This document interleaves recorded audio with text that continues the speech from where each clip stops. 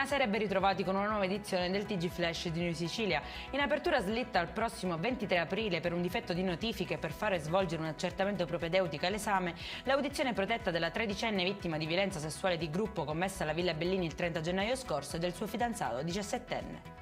Il fatto non sussiste. Con questa motivazione la Corte d'Appello di Palermo ha assolto il sindaco di Aragona Giuseppe Pendolino, accusato di tentato abuso d'ufficio. È stato ribaltato così il verdetto di primo grado che l'aveva condannato a 5 mesi e 10 giorni di reclusione. Crolla una parte di soffitta al Policlinico di Palermo, stop alle attività in cardiochirurgia. Non è la prima volta che ai locali del nosocomio del capoluogo avviene la caduta di porzioni di soffitto di controsoffitto.